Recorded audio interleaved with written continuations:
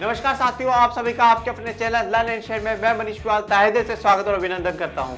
मैं उम्मीद करता हूं कि आप सभी अपने घरों में होंगे, सुरक्षित होंगे, आपका और अपनों का बहुत बेहतरीन तरीके से ध्यान रख रहे होंगे और इस महामारी को भारत से भगाने की तैयारी कर रहे हो। आज हम लोग एक नए विषय के साथ आप लोगों के बीच में आए, पर हमारा विषय जरूर नया है, पर हमारा उत्साह वह का वही है, हमारी सोच वह की वही है, हमें जोश वह का वही है। और मेरी सोच पुरानी है और एक ही सोच है, एक ही उद्देश्य है मेरे जीवन का कि आप लोगों के मन में से, आपके दिल में से, आपके दिमाग में से सामाजिक विज्ञान का डर बाहर निकाल दूं और सिर्फ आपकी हर नस नस में, खून की एक एक बूंद में क्या हो, सामाजिक विज्ञान के लिए प्यार हो। पर ये करने के लिए आपको क्या करना होगा? आपको अपने रजिस्टर के हर पेज पे लिखना होगा कि अब हो जाओ तैयार, अब आपको होने वाला है सामाजिक विज्ञान से प्यार। मेरे प्यारे विद्यार्थियों, हो जाओ तैयार, अब आपको होने वाला है सामाजिक विज्ञान से प्यार। सर, हम भूगोल में क्या पढ़ते हैं? हम भूगोल में हमारे गोले के बारे में पढ़ते हैं, उस गोले के बारे में जिस पर हमें पानी मिलता है, जहां हमें सांस मिलती है, जहां हमें जमीन मिलती है, जहां पर हमें जीवन मिलता है, उस गोले के बारे में हम लोग पढ़ने जा रहे हैं। तो आज इस गोले का जो विषय है भूगोल, इसमें कहां से शुरू हम लोग करेंगे? तो आज जो हम लोग शुरू करेंगे वो अध्याय 1 संसाधन एवं विकास से शुरू करेंगे। और जिस प्रकार से आपको बैकग्राउंड में क्या दिख रहा है, दुनिया दिख रही है, पूरी दुनिया, हम लोग बैकग्राउंड में, तो दुनिया हमारे पीछे है, हम दुनिया के आगे हैं, तो अपन तो हमेशा आगे ही रहते हैं और आप लोगों को भी क्या है, आगे ही रहना है। तो सबसे पहले तो यह है कि ये संसाधन होते क्या? सबसे इंपॉर्टेंट बात है कि संसाधन क्या है। देखिए, संसाधन शब्द को तोड़कर समझाना बहुत बड़ी बात होती है। मैं आपको शब्दों को तोड़ तोड़ के ही समझाता हूं। साधन, साधन का मतलब क्या होता है? मीडियम। ठीक है, किसी चीज को पाने का मीडियम होना साधन है। जैसे कि आज आपके लिए क्या जरूरी है? आपके लिए जरूरी है एजुकेशन, आपके लिए शिक्षा, पढ़ाई जरूरी है। आज आप मोबाइल के थ्रू क्या कर रहे हो? पढ़ रहे हो। आज आप मोबाइल के थ्रू हमसे पढ़ पा रहे हो, मुझसे पढ़ पा रहे हो, निखिल सर से, राहुल सर से पढ़ पा रहे हो। तो मोबाइल क्या है? आपके लिए साधन है जिससे कि आप हमसे पढ़ पाओ और अपनी आवश्यकताओं को, जो आपकी जरूरत है, उसे पूरा कर पाओ। तो मोबाइल क्या है? साधन है। तो जो साधन है वही संसाधन है। ठीक है, लैपटॉप में देख पा रहे हो तो वो जो साधन है वही संसाधन है। तो साधन क्या होता है? जिससे कि हम हमारी आवश्यकताओं को पूरा कर सकते हैं, और वह साधन ही क्या होते हैं? संसाधन होते हैं। ये तो क्या था हमारी आम भाषा में, जो जिस प्रकार से मैं समझता था और आपको समझाया। अब आते हैं मुख्य परिभाषा पे। हमारे पर्यावरण में उपलब्ध प्रत्येक वस्तु जो हमारी आवश्यकताओं को पूरा करने में प्रयुक्त की जा सकती है। अब हमारे पर्यावरण, पर्यावरण मतलब जो भी हमारे आसपास में सब कुछ क्या है? पर्यावरण है। हमारे पर्यावरण में उपलब्ध प्रत्येक वस्तु जो हमारी आवश्यकताओं को पूरा करने में प्रयुक्त की जा सकती है। ठीक है, अब हमारे पर्यावरण में, पर्यावरण क्या है? जो भी हमारे आसपास में सब कुछ हमारे लिए पर्यावरण है। और इस पर्यावरण में जो भी वस्तु है, हर वस्तु जिसको हम लोग क्या कर सकते हैं? हमारी आवश्यकताओं के लिए, जो हमारी जरूरत है, उनके लिए क्या कर सकते हैं? प्रयुक्त कर सकते हैं, इस्तेमाल कर सकते हैं। तो वो क्या कहलाती है? संसाधन कहलाती है। अब पर्यावरण इतना बड़ा है, हमें बहुत कुछ देता है। ठीक है, जो प्रकृति है हमें बहुत कुछ देती है, और उसकी जो भी वस्तु है, जिस भी वस्तु को हम हमारी जरूरत के लिए काम में ले सकते हैं, वही क्या है? संसाधन है। पर क्या सीधा हम प्रकृति से उठा के कोई भी चीज ले सकते हैं? ठीक है, आज जैसे होता है कि जैसे मान लो सब्जी है, लौकी की सब्जी, तो लौकी क्या आप तोड़ के सीधा खाना शुरू कर देते हो? नहीं करते हो ना। पहले उसको क्या छीलते हो, फिर उसे कट करते हो, फिर उसे बनाते हो, तो उसको क्या है? आपने खाने योग्य बनाया है। तो जब वो उसे खा रहे हो ना, वो संसाधन है। तो हमारे लिए क्या है? पर्यावरण में जो भी चीज मिल रही है उससे हमारी जरूरत पूरी हो सके, तभी वो संसाधन कहलाएगी। ठीक है, आज लौकी कच्ची है, अगर आप उसे नहीं खा पा रहे तो वो आपके लिए संसाधन नहीं है, वो किसी काम की नहीं है। अगर आज आपका मोबाइल बंद पड़ा है, स्विच ऑफ पड़ा है, तो वो आपके लिए संसाधन नहीं है, वो बेकार है आपके लिए। तो जिन चीजों से आप अपनी क्या हो, जरूरतों को पूरा कर सकते हो, वही संसाधन है। और जरूरतें पूरा करने के लिए संसाधन कैसे बनते हैं वो देखो। सबसे पहला, प्रौद्योगिकी उपलब्ध हो। प्रौद्योगिकी का मतलब क्या होता है? टेक्नोलॉजी। क्या हो? टेक्नोलॉजी आपके पास उपलब्ध होनी चाहिए। टेक्नोलॉजी होगी तभी क्या है? हम किसी चीज का इस्तेमाल कर सकते हैं। जैसे कि उदाहरण के तौर पे हम कहते हैं कॉटन, रुई, हम कॉटन की शर्ट पहनते हैं, कॉटन की टी शर्ट पहनते हैं। पर मैं आपको बोलूं कॉटन पहन लो, आप पहन लोगे क्या? नहीं पहनोगे। कॉटन क्या है? हमें पर्यावरण से मिल रहा है। ठीक है, परंतु वो हमारे इस्तेमाल नहीं है, हमारे काम का नहीं है, हम उसे इस्तेमाल नहीं कर पा रहे, तो वो हमारे लिए संसाधन नहीं है। तो हमने क्या करा? प्रौद्योगिकी, टेक्नोलॉजी लेकर आए। ठीक है, फैक्ट्री में मशीनें लगाई और उससे क्या करा? उस कॉटन को बिल्कुल अच्छे से साफ करके उसे एक शर्ट या टी शर्ट बनाई गई। तो वो क्या हुआ? प्रौद्योगिकी से हमारे लिए संसाधन बना है। पहले संसाधन नहीं था, पर अब हमने उससे संसाधन बना लिया है। अब टी शर्ट और शर्ट हम लोग पहन सकते हैं। उसके बाद आर्थिक रूप से संभाव्य, मतलब आर्थिक रूप से संभाव्य यह है कि इतना ही होना चाहिए कि जिससे हम खरीद भी सके। ठीक है भाई, इतना ज्यादा महंगा भी ना हो जिसे कोई खरीद ही ना सके। जिसे कोई खरीद ही नहीं सकता तो फिर उसके लिए संसाधन किस बात का। तो संसाधन ऐसा ही होना चाहिए जिसे कोई खरीद सकता हो। आखिरी, सांस्कृतिक रूप से मान्य, मतलब क्या है, सोसाइटी भी उस चीज को एक्सेप्ट करे। मैं आपको जैसे उदाहरण देता हूं, आज भी मेरे घर में जो जींस है, जो फटी जींस आती है, बीच बीच में फटे होते हैं, वो कपड़े पहनने के लिए अलाउड नहीं करते। मेरी मदर मुझे बिल्कुल अलाउड नहीं करती। तो वो मेरे घर में क्या है, सांस्कृतिक मान्य नहीं है, वो उससे अलाउड नहीं करती। तो वो मेरे लिए संसाधन ही है। मेरे लिए जो सिंपल जींस आती है वही मेरे लिए संसाधन है, मेरे लिए रिसोर्स है। तो रिसोर्स क्या है, पहली शर्त तो यह है कि क्या हो, कि पर्यावरण में उपलब्ध हो, और पर्यावरण में उपलब्ध है, हम हमारी जरूरतों को पूरा कर सके, हम हमारी जरूरतों को पूरा कर सके, तभी वो संसाधन है। और जरूरत को पूरा करने के लिए हमें क्या है, प्रौद्योगिकी की भी जरूरत पड़ेगी, हम उसमें टेक्नोलॉजी लगाएंगे। और टेक्नोलॉजी यूज करने के बाद भी इतना ही आर्थिक रूप से होना चाहिए, इतना ही महंगा होना चाहिए कि जिससे कोई खरीद सके। और उसके साथ साथ क्या हो, सांस्कृतिक रूप से मान्य हो, मतलब परिवार, आपकी सोसाइटी उस चीज को एक्सेप्ट करे कि हाँ साहब ये चीज बढ़िया है, इसमें कोई दिक्कत नहीं है। तो वह क्या कहलाता है, संसाधन कहलाता है। अब देखो, भौतिक पर्यावरण, प्रकृति, प्रौद्योगिकी, संस्थाएं और मानव। अब क्या है, हमें कोई भी चीज प्रकृति से मिलती है। अब जैसे मान लो जो रुई थी, कॉटन थी, वो हमें प्रकृति से मिला। अब वो चीज जब हमें प्रकृति से मिली तो हम लोगों ने क्या करा, उसे संस्था में भेजा। संस्था है मतलब फैक्ट्री में हम लोगों ने क्या है, उसको भेजा। और फैक्ट्री में जाने के बाद क्या हुआ, उसमें टेक्नोलॉजी यूज कर करके हमने उसे इस प्रकार का बना लिया कि हम उसे इस्तेमाल कर सकते हो। और जब आपकी जरूरत पूरी हो सकती है, मैं बार बार कह रहा हूं, जब आपकी जरूरत पूरी हो सकती है तभी वह संसाधन है। अगर जरूरत को पूरी नहीं कर रहा है तो संसाधन नहीं है, बेकार है फिर वो। ठीक है, तो हमने टेक्नोलॉजी को यूज करके क्या है, उसे इस हिसाब से बना दिया है कि वो हमारे काम आ सके, हमें उसे इस्तेमाल कर सके। तो क्या कहलाता है, वो संसाधन कहलाता है। प्रकृति से हमने लिया, हमने संस्थाओं में भेजा, और फिर उसमें टेक्नोलॉजी का इस्तेमाल करके हमने इस लायक बनाया कि हम उसे इस्तेमाल कर सके। और इन सब में क्या है, मानव का बहुत बहुत बड़ा योगदान है। ठीक है, संस्थाएं किसने खड़ी करी, मानव ने खड़ी करी। ठीक है, टेक्नोलॉजी में विकास कौन कर रहा है, कौन दिन पे दिन प्रौद्योगिकी में विकास कर रहा है, मानव ही तो कर रहा है। और प्रकृति में भी इस प्रकार के नए नए आविष्कार हो रहे हैं जिससे कि क्या है, मानव बहुत आगे बढ़ रहा है और मानव अपनी सोच से आगे प्रगति को बढ़ाने की कोशिश कर रहा है। तो क्या है, मानव है ना, मानव तीनों से इंटरकनेक्टेड है। मानव प्रकृति से भी जुड़ा हुआ है, मानव से प्रौद्योगिकी भी जुड़ी हुई है, और संस्थाएं भी जुड़ी हुई। अब यहां आगे और समझते हैं। प्रकृति जो नेचर है हमारा, वो प्रौद्योगिकी, टेक्नोलॉजी, और संस्थाएं जैसे कि फैक्ट्री के अंतर्गत हमारे पर्यावरण में उपलब्ध वस्तुओं की रूपांतरण प्रक्रिया। ये क्या है, रूपांतरण प्रक्रिया। रूपांतरण मतलब रूप बदल देना।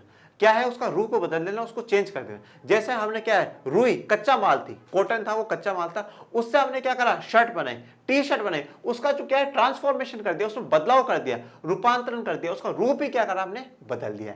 तो ये क्या हुआ, रूपांतरण प्रक्रिया। ये रूपांतरण प्रक्रिया हुई कैसे, प्रकृति, प्रौद्योगिकी और संस्थाओं के पारस्परिक क्रियात्मक संबंध में निहित है। पारस्परिक क्रियात्मक मतलब तीनों का क्या है, एक साथ क्रिया होती है, तीनों का एक साथ काम होता है। प्रकृति से हमें रुई मिली, ठीक है, फिर उसमें प्रौद्योगिकी का इस्तेमाल करते हुए संस्थाओं में हम लोग लेके गए, और टेक्नोलॉजी का, प्रौद्योगिकी का इस्तेमाल करके हमने उसे क्या है, रूपांतरित करा है। अगर मान लो प्रकृति से हमें वो चीज मिले ही नहीं तो फिर किसी काम की नहीं। ठीक है, अगर टेक्नोलॉजी ना हो तो भी वो फिर हमारे किसी काम की नहीं। और क्या है, टेक्नोलॉजी है तो मैं टेक्नोलॉजी को मैं सड़क पे ले जाके तो खड़ा नहीं करूंगा, कहीं ना कहीं कोई ना कोई तो संस्था बनाऊंगा जहां पे मैं टेक्नोलॉजी को लगा सकूं और उसे इस्तेमाल कर सकूं। तो क्या है, संस्था भी हमारे लिए जरूरी। तो इन तीनों के बीच में क्या होता है, इंटर रिलेशन होता है, अंतर संबंध होता है, तीनों एक दूसरे से जुड़े हुए होते हैं, और तभी जाके कोई चीज हमारे लिए संसाधन बनती है।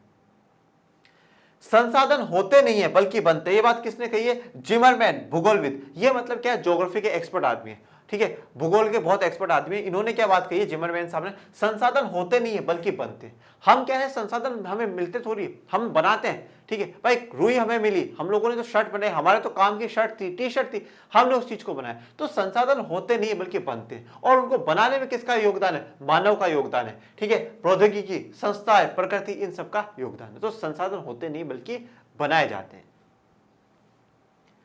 क्या आप संसाधन को प्राकृतिक उपहार समझते हैं? तो क्या आपका मानना है कि संसाधन एक नेचुरल गिफ्ट है, नेचर के गिफ्ट है? हाँ, ये बात तो ठीक है, नेचर के गिफ्ट है, पर क्या बिल्कुल फ्री नेचर गिफ्ट है? क्या कोई भी चीज हमें सीधा सीधा प्रकृति से मिलकर हम उसे इस्तेमाल कर सकते हैं? नहीं कर सकते। तो इसका जवाब क्या है, जी नहीं। ऐसी बात नहीं है कि हम प्राकृतिक उपहार मानते हैं। क्यों नहीं मानते, उसका कारण सुनो। पहला, संसाधन मानवीय क्रियाओं का परिणाम है। जो भी संसाधन बन रहा है उसमें कहीं ना कहीं क्या हो रहा है, मानवीय क्रिया हो रही है। ठीक है, ह्यूमन एक्टिविटी हो रही है, ह्यूमन का क्या है, बीच में इंटरफेरेंस हो रहा है, दखल अंदाजी क्या करता है, ह्यूमन करता है, मानव करता है, तभी जाके कोई चीज संसाधन बन पाती है। ठीक है, अगर रुई को हम नेचर पे छोड़ देते, प्रकृति में छोड़ देते, तो क्या कभी वो शर्ट या टी शर्ट बन पाती? नहीं। पर मानव ने क्या करा, दखल अंदाजी करी और टेक्नोलॉजी लेकर आया, अच्छी से अच्छी टेक्नोलॉजी लेकर आया, अच्छी से अच्छी फैक्ट्रियां खड़ी करी और उससे क्या करा, उस रुई को शर्ट में, टी शर्ट में बदल दिया। तो संसाधन बनाने में सबसे बड़ा योगदान मानव का है। पर्यावरण में पाए जाने वाले पदार्थों को संसाधनों में परिवर्तित करते हैं तथा उन्हें प्रयोग करते हैं। अब देखो, हमें पर्यावरण में जो भी पदार्थ मिल रहा है, मैंने उदाहरण दिया अभी रुई का, उस पदार्थ को क्या कर रहे हैं, संसाधनों में परिवर्तित, संसाधनों में बदल रहे हैं।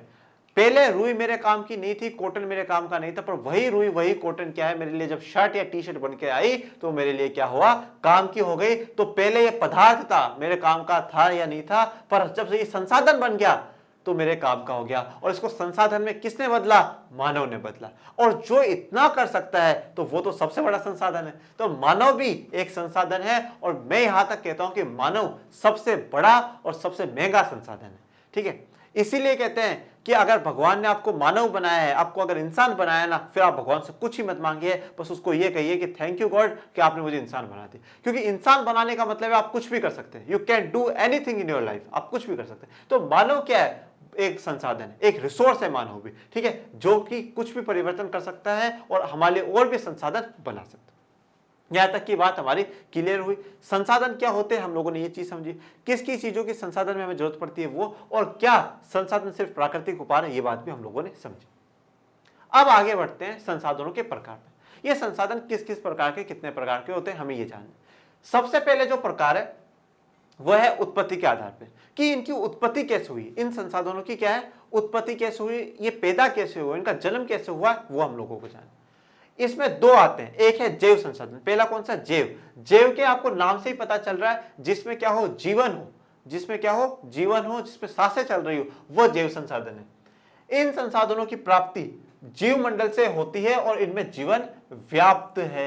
अब जीव मंडल क्या होता है, आप लोगों ने पहले भूगोल में पढ़ा होगा, स्थल मंडल। स्थल मंडल वो जगह होती है जहां पे क्या हो, सिर्फ और सिर्फ जमीन हो। ठीक है, जल मंडल जहां पे जल जल सिर्फ और सिर्फ जल हो, और वायुमंडल जहां पे सिर्फ और सिर्फ हवा हो। पर जीव मंडल क्या है, वो जगह होती है जहां पर आपको ये तीनों चीजें मिल जाए, आपको हवा भी मिले, आपको पानी भी मिले और आपको जमीन भी मिले। ठीक है, तो इन संसाधनों की प्राप्ति ये कहां से उत्पत्ति होती है, ये कहां पैदा होते हैं, ये जीव मंडल में पैदा होते हैं। ऐसी जगह जहां पर पानी हो, जहां पर जमीन हो, जहां पर हवा हो, सब कुछ हो, उसे क्या है, हम जीवमंडल कहते हैं। वहां से इनकी प्राप्ति होती है और उससे भी बड़ी बात, इनमें जीवन व्याप्त होता है, इनमें जीवन है। और जिसने जन्म लिया है, जिसमें जीवन है, उसकी मृत्यु भी एक ना एक दिन 100% होगी। तो अगर ऐसा कोई है तो उसे हम जैव संसाधन कहते हैं। उदाहरण, मनुष्य, हम तो है ही, हम तो सबसे बड़े जैव है और हम तो सबसे बड़े संसाधन भी है।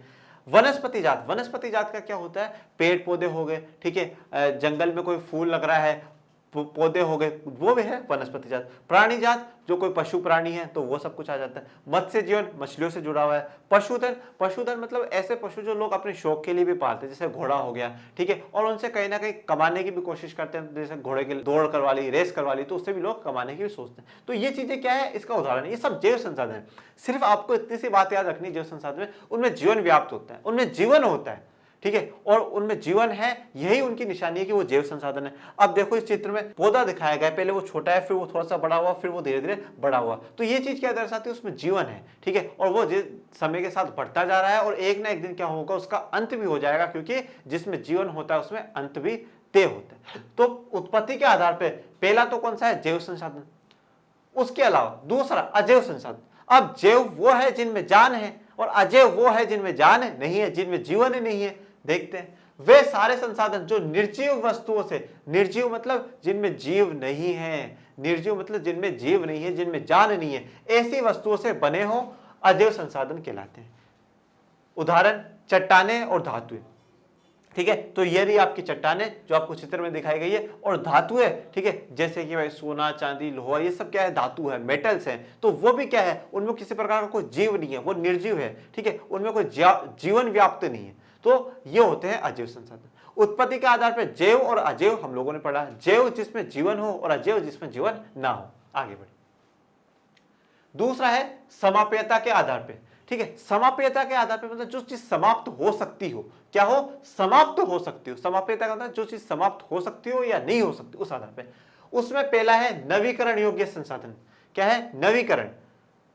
वे संसाधन जिन्हें भौतिक, रासायनिक या यांत्रिक प्रक्रियाओं द्वारा नवीकृत या पुनः उत्पन्न किया जा सकता है, उन्हें नवीकरण योग्य अथवा पुनः पूर्ति योग्य संसाधन कहा जाता है। अब बहुत ध्यान से समझना कि कोई भी ऐसा संसाधन जिसे भौतिक, भौतिक का मतलब फिजिकल, क्रिया, प्रक्रिया मतलब प्रोसेस, ठीक है, कोई भी फिजिकल प्रोसेस, रासायनिक कोई केमिकल प्रोसेस, और यांत्रिक मतलब यांत्रिक मतलब यंत्र, यंत्र मतलब मशीन, ठीक है, या कोई मशीनरी प्रोसेस है, मतलब फिजिकल प्रोसेस है, केमिकल प्रोसेस है और मैकेनिकल प्रोसेस है या मशीनरी प्रोसेस है। अगर आप उसे क्या हो, नवीकृत कर सकते हो, उसे नया बना सकते हो, वापस उत्पन्न कर सकते हो, तो वो क्या होता है, आपका नवीकरण योग्य संसाधन होता है। जैसे कि मैं आपको बताता हूं, भौतिक। अब भौतिक जैसे फिजिकल है, फिजिकल प्रोसेस, जैसे अब बारिश हो रही है, अब बारिश जो होती है तो उससे क्या होता है, जो कहीं पर जैसे किसी तालाब में पानी है, बारिश हुई तो बारिश होने के बाद क्या है, तालाब में जो जल का स्तर है वो बढ़ जाएगा। तो इससे क्या हुआ, जो नया जल है, नया जल क्या हुआ, नवीकृत हुआ, नई चीज उत्पन्न हुई।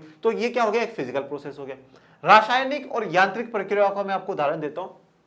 सूरज है, सूरज में केमिकल होता है, रसायन होता है, ये बात आप भी जानते हो, मैं भी जानता हूं। ये सूरज की रोशनी हमें हजारों सालों से मिल रही है, ठीक है, कोई उसमें दोहराई वाली बात नहीं है। पर यांत्रिक, हम लोगों ने कुछ सालों पहले ही, कुछ समय पहले ही क्या है, सोलर पैनल का इस्तेमाल करना शुरू करा है, और सोलर पैनल से हम लोग क्या है, सूर्य की जो रोशनी है उसको संचित कर रहे हैं, वो सोलर पैनल उसमें, और क्या है, ऊर्जा को अपने आप में रोक के रख रहा है। तो यहां पर क्या था, रासायनिक केमिकल से और यांत्रिक मशीनरी से, दोनों से मिलकर क्या करा है, चीज को नया उत्पन्न किया जा रहा है। सौर ऊर्जा को उत्पन्न करा जा रहा है, रोज उत्पन्न किया जा रहा है। जैसे कि आपको उदाहरण में दिखाता हूं, ये सोलर पैनल है, यहाँ पे सूरज की रोशनी पड़ती है, तो इसमें क्या है, केमिकल्स निकलते हैं, और वो केमिकल्स, और ये तो क्या है, एक मशीन है, एक यंत्र है, तो ये क्या है, सूरज की रोशनी को, किरणों को अपने आप में संचित कर लेता है, अपने आप में इकट्ठा कर लेता है। तो रोज पे रोज क्या हो रहा है, सौर ऊर्जा बढ़ती जा रही है, नवीकृत होती जा रही है। तो अगर आप किसी भी भौतिक प्रक्रिया से, रासायनिक प्रक्रिया से या यांत्रिक प्रक्रिया से अगर आप किसी चीज को बदल सकते हैं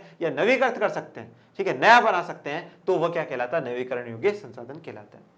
इन संसाधनों को सतत अथवा प्रवाह संसाधनों में विभाजित किया जाता है। सतत या प्रवाह का मतलब क्या होता है, जो कंटिन्यूअसली, लगातार चलते जाते हैं, ठीक है, पानी बारिश होगा फिर बढ़ जाएगा, ठीक है, सौर ऊर्जा है, रोज सूरज की रोशनी उस पैनल पे पड़ेगी, वो बढ़ता जाएगा, सतत है, कंटिन्यूअसली चलते जा रहा है। सूरज की रोशनी हजारों सालों से हमें मिल रही है, कंटिन्यूअसली मिल रही है, कोई दिक्कत नहीं। उदाहरण, सौर तथा पवन ऊर्जा। पवन मतलब हवा से जो हमें ऊर्जा मिलती है, पवन चक्कियां, ठीक है, पवन चक्कियां इसमें भी दिखाई गई है इस चित्र में, ये पवन चक्कियां है। जल, वन, वन और वन्य जीवन, जंगल और जंगल में रहने वाले जीवन। देखो, अब आप देखो, जंगल को कोई उगाने जाता है क्या, जंगल में कोई बीज डालने जाता नहीं, डालने जाता, वो जंगल खुद पे खुद ही पनपने लग जाता है, खुद पे खुद ही बनने लग जाता है। और जहां पर अगर जंगल होता है तो वहां पर क्या है, जो वन्य जीव मतलब उस जंगल में रहने वाले जो प्राणी जाति है, मतलब जो पशु है, वो लोग भी क्या है, वहां पर आ जाते हैं, ठीक है, वो लोग भी क्या है, वहां पर आ जाते हैं। जब जंगल होता है तो वहां पे वो लोग खुद पे खुद आ जाते हैं। जैसे कि उदाहरण के तौर पे अगर कहीं पे कोई कॉलोनी बस रही है या और कर रही है, तो वहां पे लोग खुद पे खुद ही चले जाएंगे।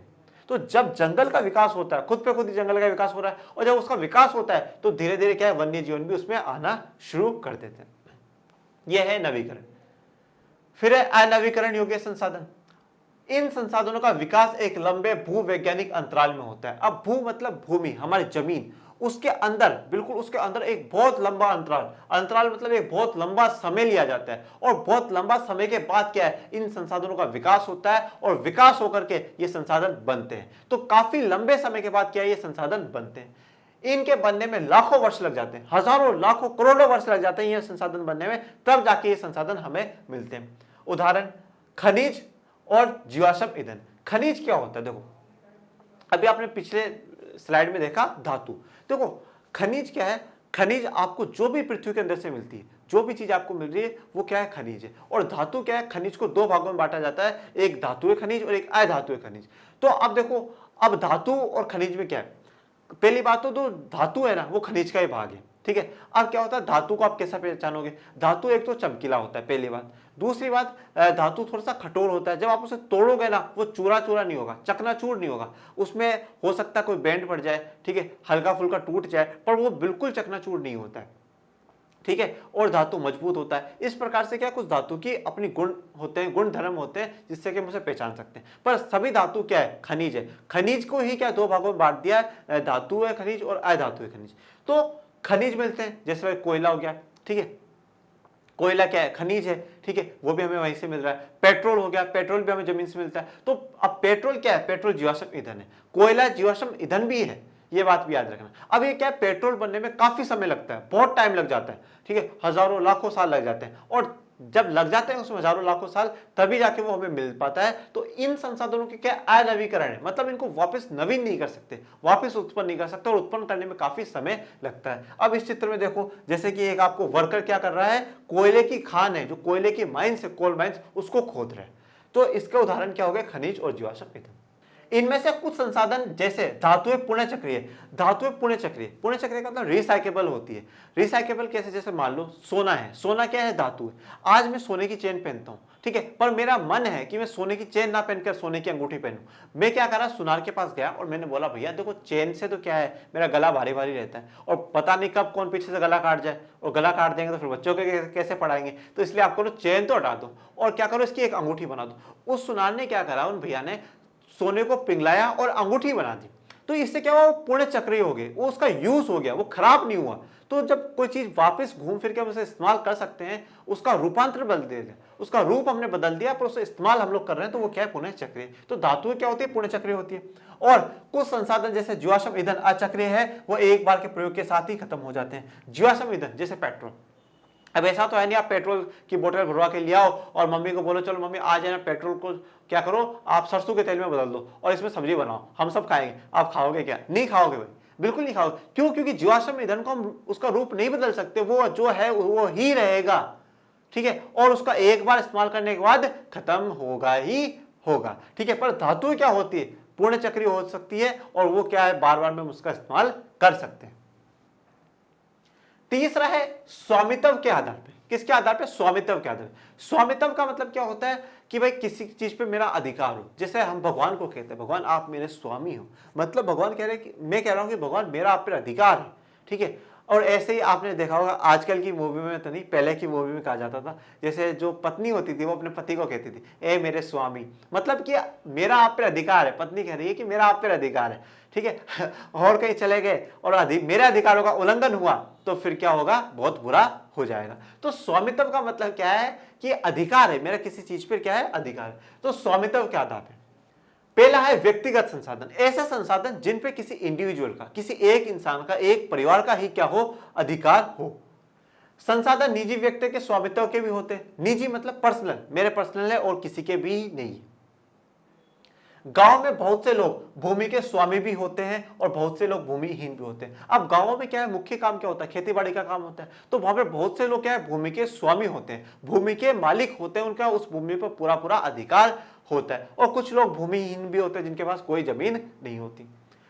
शहरों में लोग भूखंड, घरों व अन्य जायदाद के मालिक होते हैं। जैसे अब आज आप शहर में रहते हो तो भूखंड, भूखंड मतलब भू मतलब जमीन, और खंड उसका टुकड़ा, जमीन का टुकड़ा। जब आप प्लॉट खरीदते हो, वहां पे घर और कुछ ही नहीं बना, सिर्फ प्लॉट है, टुकड़ा है जमीन का, तो ऐसा वो आपका पर्सनली रहेगा। घर है तो वो भी आपका पर्सनल रहेगा, और कोई जायदाद है तो वो भी आपकी पर्सनल रहेगी। वो ना तो आप मुझे दोगे ना और किसी को दोगे, तो वो आपकी पर्सनल है, वो आपकी निजी है, आपकी व्यक्तिगत है। उस संसाधन में सिर्फ और सिर्फ किसी का अधिकार है तो उसी का है, वो जिसकी है। जैसे कि ये घर, ये हमारा प्यारा सा घर है, और ये प्यारा सा घर क्या है, किसी की व्यक्तिगत संसाधन है, एक इंसान की, एक परिवार की। यहां तक की बात आई समझ में। आगे है सामुदायिक स्वामित्व वाले संसाधन। सामुदायिक मतलब समुदाय के, किसके हैं, समुदाय के, जिन पे क्या हो, किसी समुदाय का अधिकार हो। और यहां पे समुदाय जाति के धर्म के आधार पे नहीं, समुदाय मतलब मानव समुदाय। देखिए ये संसाधन समुदाय के सभी सदस्यों को उपलब्ध होते हैं, मतलब जो समुदाय है, जो आसपास में जो लोग रह रहे हैं, पूरे एक जो सोसाइटी है, तो वो सब लोग क्या उसका यूज कर सकते हो। जैसे गांव के शामिलात भूमि, शामिलात मतलब जो गांव में भूमि शामिल है, ठीक है, ऐसी भूमि जो गांव में शामिल है उसे कहते हैं शामिलात भूमि। जैसे कि पहला चारण भूमि, चारण भूमि क्या होता है कि जहां पर जो जानवरों को चराने के लिए ले जाते हैं उसे कहते हैं चारण भूमि। शमशान भूमि वो जगह है जहां पे मृत्यु के बाद अंतिम क्रिया की जाती है, तो उसे भी सब इस्तेमाल में ले सकते हैं। तालाब इत्यादि, तो तालाब है तो उसे भी क्या है, सब इस्तेमाल में ले सकते हैं। आसपास के जितने भी लोग हैं वो सभी क्या है उसका इस्तेमाल कर सकते हैं। तो वो क्या है, समुदाय के है, उसके पूरा समुदाय इस्तेमाल कर सकता है। जैसे मैं आपको और उदाहरण देता हूं, जैसे कि आज यहाँ का उदाहरण है कि भाई लैपटॉप है, आज लैपटॉप निखिल सर लैपटॉप लेके आते हैं, वो उनका व्यक्तिगत है। राहुल सर लैपटॉप लेके आते हैं, वो उनका क्या है, व्यक्तिगत है। वो अपना लैपटॉप रखेंगे, वो किसी को दे या ना दे वो उनकी मर्जी है।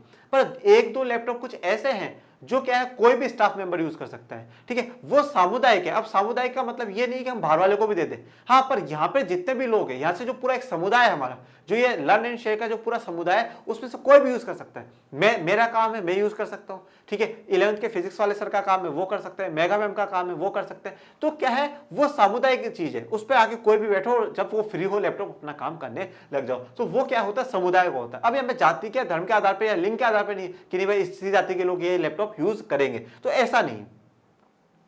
नगरीय क्षेत्रों के सार्वजनिक पार्क, जो पब्लिक पार्क होते हैं जहां आप घूमने फिरने जाते हो, पर अभी मत जाइएगा, कोरोना महामारी का दौर है। पिकनिक पार्क बहुत एंजॉय करा होगा, स्कूलों में भी आप पिकनिक जाते होंगे। और खेल के मैदान, और खेलना तो बहुत ही हमारे लिए जरूरी है। अब ये देखो इस चित्र में क्या दिखाया है, लोग दौड़ रहे हैं, हेल्थ का ध्यान रख रहे हैं, हेल्थ इज वेल्थ, और अभी के दौरान में बहुत जरूरी है। पर इसमें एक बहुत बड़ा संदेश आप लोगों के लिए कि अगर आप बाहर जाओ ना तो मास्क लगाकर जरूर जरूर जरूर ही जाओ, क्योंकि मास्क से ही हमारी सुरक्षा।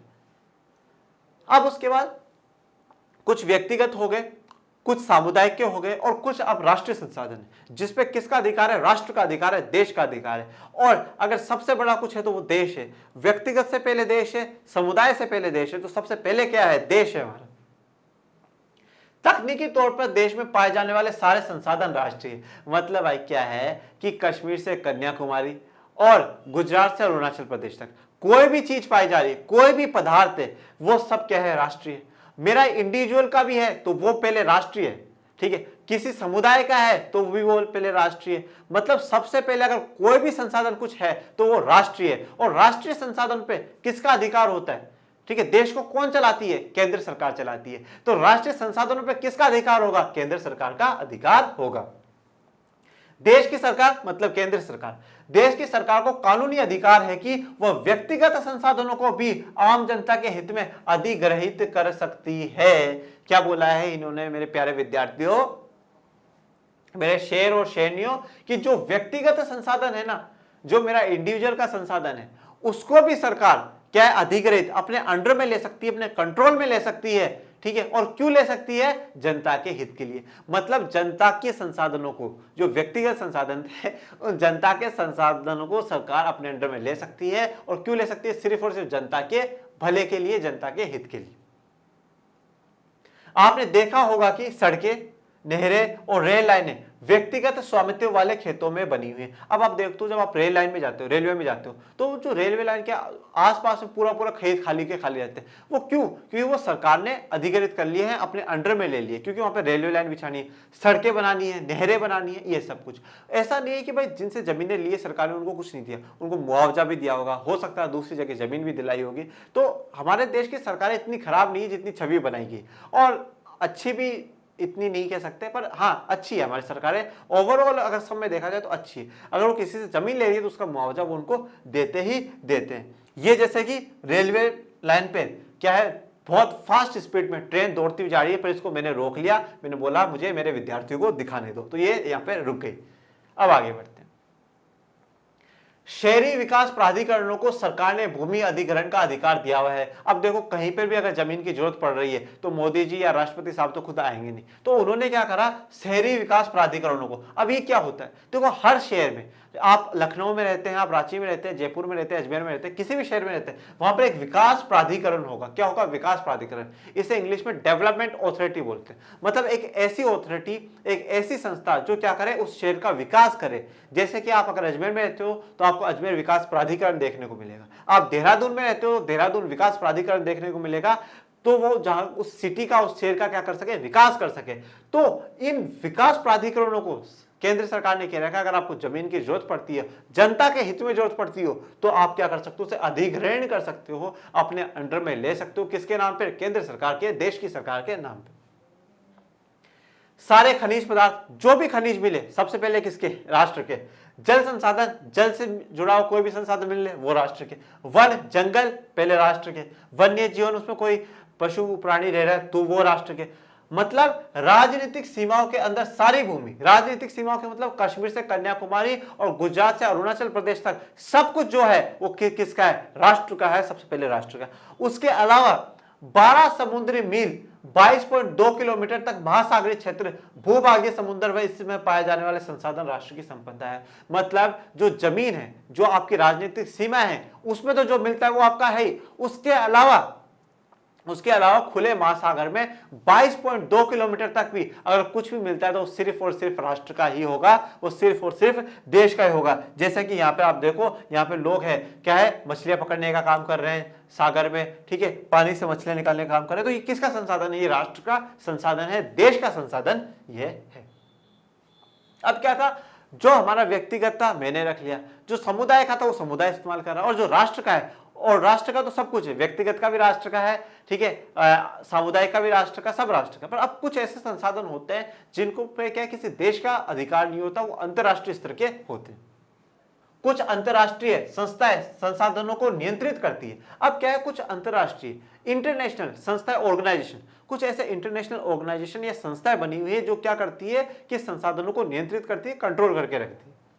तट रेखा से 200 समुद्री मील की दूरी, अप्रव्रजक आर्थिक क्षेत्र से परे खुले महासागरीय संसाधनों पर किसी देश का अधिकार नहीं है। सबसे पहले अप्रव्रजक आर्थिक क्षेत्र को आप समझिए, ये क्या है? इसको इंग्लिश में एक्सक्लूसिव इकोनॉमिक जोन कहते हैं। इसका मतलब क्या है कि भाई अगर समुद्र के अंदर एक तय सीमा तक क्या होता है कि सिर्फ और सिर्फ जो कुछ भी मिलेगा वो एक विशेष देश का होगा। जैसा अभी हमने पढ़ा कि भाई 22.2 किलोमीटर तक जो कुछ मिलता है वो राष्ट्र की संपदा है, वो भारत की संपदा होगी, भारत की ही क्या होगी, वो जायदाद होगी, भारत सरकार और राष्ट्र की ही वो क्या है, संसाधन है। तो अप्रव्रजक आर्थिक क्षेत्र वो है जिसमें पानी के अंदर क्या हो, किसी राष्ट्र का, किसी देश का अधिकार हो वहां के संसाधनों पे। अब इसने क्या बोला है, तट रेखा से जो कोस्टल एरिया होता है, जहां से क्या हो, महासागर की शुरुआत होना शुरू हो जाए, उससे 200 समुद्री मील की दूरी, 200 समुद्री मील, 200 मील तक, किलोमीटर नहीं मील तक, ठीक है, 12 समुद्री मील में 22.2 किलोमीटर थे हमारे पास, ठीक है, तो 200 समुद्री मील तक तो क्या है, किसी ना किसी देश का अधिकार होगा। और उसके बाद क्या है, उससे परे खुले महासागरीय संसाधन, उससे बाद जितना भी महासागर खुला पड़ा है उसमें सारा का सारा किसका अधिकार है, अंतरराष्ट्रीय संसाधन का ही अधिकार है, अंतरराष्ट्रीय संस्थाओं का अधिकार उसमें। इन संसाधनों को अंतरराष्ट्रीय संस्थाओं की सहमति के बिना उपयोग नहीं किया जा सकता। मतलब इनको आप बिना इंटरनेशनल ऑर्गेनाइजेशन या संस्थाओं से पूछे बिना कोई भी देश उसका इस्तेमाल नहीं कर सकता है। अब आगे बढ़ो, विकास के स्तर के आधार पर अब उनका कितना विकास हुआ है वो हम लोगों को जानना है। सबसे पहला है संभावी संसाधन। संभावी मतलब संभावना हो, पॉसिबिलिटीज हो कि और भी अच्छा हो सकता है। वो देखो, ये वे संसाधन है जो किसी प्रदेश में विद्यमान होते हैं परंतु इनका उपयोग नहीं किया गया है। मतलब क्या है कि किसी प्रदेश में किसी जगह पे विद्यमान है, विद्यमान का मतलब वहां पर है वो संसाधन, पर हमने उसका इस्तेमाल करा ही नहीं है। सबसे बढ़िया उदाहरण तो आपका दिमाग। आपके पास दिमाग है, आपको पता भी है, पर हम लोग कितना यूज करते हैं, बहुत बहुत बहुत ही कम यूज करते हैं, ठीक है। तो दिमाग होने के बावजूद भी हम लोग क्या है, उसे यूज नहीं कर रहे। उसकी संभावनाएं बहुत हैं, उसकी पॉसिबिलिटीज बहुत हैं, पर फिर भी हम उसका इस्तेमाल नहीं कर रहे हैं। तो अगर कोई ऐसा संसाधन है जो हमारे पास है पर फिर भी हम उसका उपयोग नहीं करते हैं तो उसे संभावी संसाधन कहते हैं। संभावी क्यों कह रहे हैं? क्योंकि इनमें संभावना है और इस्तेमाल करने की, आप इस्तेमाल करके इनका अच्छा जीवन बना सकते हैं। उदाहरण के तौर पर भारत के पश्चिमी भाग, विशेषकर राजस्थान और गुजरात में पवन और सौर ऊर्जा संसाधनों की अपार संभावना है, परंतु कि इनका सही ढंग से विकास नहीं हुआ। मतलब क्या है कि गुजरात में और राजस्थान के पश्चिमी भाग में यहाँ पर क्या है कि सौर ऊर्जा और पवन ऊर्जा का बहुत बड़ा स्कोप है, बहुत ज्यादा संभावना है, ठीक है, पर इनका सही से विकास करके इनका काम करना चाहा ही नहीं है अभी तक सरकारों ने। यहाँ पे क्यों सौर ऊर्जा पवन ऊर्जा क्यों? क्योंकि यहाँ पे देखो सूरज की रोशनी अच्छी आती है, बारिश कम होती है, सूरज की रोशनी अच्छी आती है, जिससे क्या हो कि जो सोलर पैनल है उनमें क्या करी जाए, सौर ऊर्जा को संचित कर लिया जाए और आगे के भविष्य के लिए इस्तेमाल किया जा सकता है। तो संभावना है पर अभी तक काम उन पर हुआ नहीं। दूसरा है विकसित संसाधन। वे संसाधन जिनका सर्वेक्षण, सर्वेक्षण का मतलब सर्वे करना, वे संसाधन जिनका सर्वेक्षण किया जा चुका है और उनके उपयोग की गुणवत्ता और मात्रा निर्धारित की जा चुकी है, विकसित संसाधन कहलाते हैं। मतलब ऐसे संसाधन, ऐसे रिसोर्सेज जिनका हम सर्वे करके क्या पता लगा चुके हैं, एक तो उपयोग की गुणवत्ता कि भाई उसको उपयोग करेंगे तो कितने गुण प्रभावकारी रहेंगे, कितने अच्छे रहेंगे। और दूसरा, मात्रा भी निर्धारित की जा चुकी है, इतनी ही मात्रा यूज करनी है, इतनी ही चीज आपको यूज करनी है। जब आप क्या करो, सर्वे कर करके उसके यूज करने की, उसको उपयोग करने की गुणवत्ता को पता लगा लो कि भाई इतना ठीक रहेगा, और उसकी मात्रा निर्धारित कर दो कि इससे ज्यादा हमें यूज नहीं करना है, तो उसे हम विकसित संसाधन कहते हैं। और ये विकसित किस आधार पर होगा? संसाधनों का विकास प्रौद्योगिकी मतलब टेक्नोलॉजी से, और उसकी संभाव्यता के स्तर पर निर्भर करता है। मतलब उसमें टेक्नोलॉजी का कितना विकास हुआ है उससे, और उसमें और कितनी संभावनाएं हैं। अगर और संभावनाएं तो बहुत बढ़िया बात है, हमें उसे बिल्कुल विकसित बनाना है। ये किस आधार पे होता है? प्रौद्योगिकी और संभाव्यता के आधार पे होता है। तीसरा है भंडार। ठीक है, ये भंडारा नहीं है, भंडार है। पर्यावरण में उपलब्ध वे पदार्थ जो मानव की आवश्यकताओं की पूर्ति कर सकते हैं, परंतु उपयुक्त प्रौद्योगिकी के अभाव में उसकी पहुंच से बाहर है, वह भंडार में शामिल है। देखो अब क्या है, पर्यावरण में ऐसी बहुत सी चीजें जो क्या है, मानव की आवश्यकताओं को पूर्ति कर सकती है। ठीक है भाई, ऐसी पर्यावरण में बहुत सी चीजें हैं जो हमारी जरूरतों को पूरा कर सकती है। आवश्यकताओं का मतलब जरूरत, हमारी जरूरतों को पूरा कर सकती है। पर मैंने आपको क्या कहा था, संसाधन तभी है जब वो हमारी जरूरत को पूरा कर दे। चाहे पर्यावरण में बहुत कुछ होगा, बहुत कुछ प्रकृति हमें दे रही है, बहुत कुछ होगा भी, पर वो तब तक हमारे लिए बेकार है जब तक वो हमारे लिए संसाधन नहीं बन जाता। और संसाधन क्या होता है? जो हमारी जरूरतों को पूरा कर दे। तो पर्यावरण में से बहुत सी चीजें जो हमारी जरूरतों को पूरा कर दे, परंतु उपयुक्त प्रौद्योगिकी के अभाव में, पर हमारे पास क्या ऐसी टेक्नोलॉजी नहीं है। अभाव मतलब ना होना, उस चीज की कमी होना। तो हमारे पास क्या टेक्नोलॉजी की कमी है, उसके चक्कर में हम लोग क्या उसका इस्तेमाल नहीं कर पा रहे। तो टेक्नोलॉजी कम होने के चक्कर में हम उस चीज का क्या इस्तेमाल नहीं कर पा रहे। अब देखो, जो हमने पहला पढ़ा था संभावी, और यह है भंडार। संभावी में क्या है आपको पता है, ठीक है, कि भाई आप इसे यूज करो, पर हम उसे यूज कर नहीं रहे। ठीक है, हमारी मर्जी से नहीं कर रहे। भंडार में क्या है, हमें पता तो है, ठीक है, कि हो सकता है, पर हमारे पास उसको यूज करने के लिए टेक्नोलॉजी ही नहीं है कि हाँ भाई मैं इसको अच्छे से इस्तेमाल कर सकूं। उदाहरण के लिए जल दो गैसों से बनता है, कौन कौन से? हाइड्रोजन और ऑक्सीजन। इन दोनों से मिलकर क्या है? जल बनता है। हाइड्रोजन ऊर्जा का मुख्य स्रोत बन सकता है, परंतु इस उद्देश्य से इसका प्रयास करने के लिए हमारे पास उन्नत तकनीकी ज्ञान नहीं। मतलब अब क्या है, हाइड्रोजन से हम क्या है ऊर्जा बना सकते हैं, ऊर्जा का विकास कर सकते हैं, उत्पन्न कर सकते हैं, परंतु अभी तक हमारे पास कोई ऐसी तकनीक या ऐसी प्रौद्योगिकी नहीं है जिससे कि हम इस पर काम कर सके। तो हमारे पास है तो सही, भंडार है, बहुत भरा पड़ा है, पर हम उसे इस्तेमाल नहीं कर सकते क्योंकि टेक्नोलॉजी ही नहीं। अब है संचित कोष।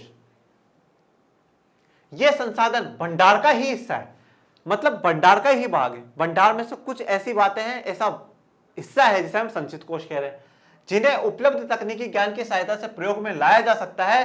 ठीक है, अब देखो क्या है, भंडार में क्या था, हमारे पास तकनीक नहीं थी, इसलिए हम लोग नहीं कर पाए। संचित कोष में क्या है कि हमारे पास तकनीकी ज्ञान से सहायता से प्रयोग में लाया जा सकता है। मतलब हमें ये चीज बताइए हमारे लिए काम की है, और टेक्नोलॉजी भी है, और टेक्नोलॉजी की हेल्प से हम लोग क्या कर सकते हैं, उसको अपने लिए यूजफुल बना सकते हैं। मतलब ये भंडार का वो वाला भाग है जिस पर हमने टेक्नोलॉजी खर्च कर करके क्या कर लिया है, अपने लिए संसाधन बना लिया है, अच्छा बना लिया। परंतु इनका उपयोग अभी आरंभ नहीं हुआ है, पर इनका यूज हम लोग अभी नहीं कर रहे हैं। तो फिर कब करेंगे? इनका उपयोग भविष्य में आवश्यकता पूर्ति के लिए किया जा सकता है। मतलब हमने क्या है, टेक्नोलॉजी से उसे संसाधन बना भी लिया, पर उसे हम अभी यूज नहीं कर, संचित करके रख रहे हैं, रोक के रख रहे हैं कि भविष्य में जब कभी भी हमें जरूरत पड़ेगी तब हम इसका क्या है, इस्तेमाल कर लेंगे। नदियों के जल को विद्युत पैदा करने में प्रयुक्त किया जा सकता है, परंतु वर्तमान समय में इसका उपयोग सीमित पैमाने पर ही हो रहा है। मतलब अब क्या है, नदियों में, ठीक है, नदियों के जल से क्या हम बिजली पैदा कर सकते हैं, विद्युत पैदा कर सकते हैं, तो उसके लिए हम इस्तेमाल कर रहे हैं, पर अभी बहुत सीमित काम ही ये हो रहा है, और भविष्य के लिए हम लोग इसे बचाकर रख रहे हैं। इस प्रकार बांधों में जल, ठीक है, अब बांध क्या होते हैं, डैम्स, ठीक है, डैम्स क्या होते हैं, जैसे इस चित्र में आप देखो, ये जो डैम आपको दिखाया जा रहा है, ये क्या है, पानी रोकने के लिए, ठीक है, पानी को रोकने के लिए इससे क्या होता है, सिंचाई का काम अच्छा हो सकता है खेती बाड़ी में, और भी इसके बहुत प्रयोग होते हैं। वन आदि संचित कोष है जिनका उपयोग भविष्य में किया जा सकता है, तो हम इनका क्या है, भविष्य में इनका इस्तेमाल जरूर कर सकते हैं। टेक्नोलॉजी भी है हमारे पास, और हमने उसे संसाधन बना भी लिया, पर अभी इस्तेमाल नहीं कर रहे हैं क्योंकि हम उसे भविष्य में इसका इस्तेमाल करेंगे।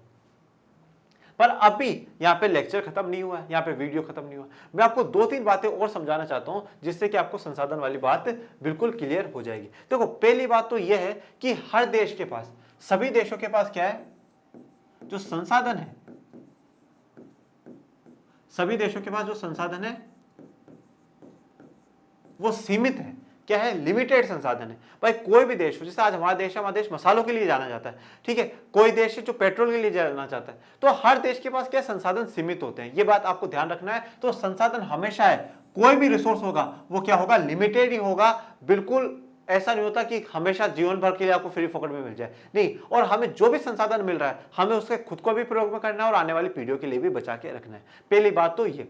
दूसरी बात, दो शब्द होते हैं, ये आपको यहाँ चैप्टर में तो काम देगा ही देगा और साथ में जीवन में भी बहुत काम देगा। एक शब्द होता है नीड और एक होता है वांट। नीड क्या होती है? जरूरत। और वांट क्या होती है? इच्छा। जरूरत बोलो या आवश्यकता बोलो, एक ही बात है। नीड, मुझे आज भूख लगी है, मुझे खाना खाना है, ये मेरी जरूरत है, ये मेरी नीड है, ठीक है। और मुझे खाने में चाहे कुछ भी मिले, चाहे सूखी रोटी मिलती है बहुत अच्छी बात है, कोई फल मिल जाता है अच्छी बात है, चाय टोस्ट मिल जाते हैं अच्छी बात है, कोई दिक्कत नहीं। पर मुझे तो पिज्जा ही खाना है, वो मेरी इच्छा है, वो मेरी क्या है? इच्छा है। आपको पढ़ाई के लिए फोन चाहिए, ये आपकी जरूरत है, पर आपको उसमें गेम खेलने के लिए फोन चाहिए, ये आपकी इच्छा है।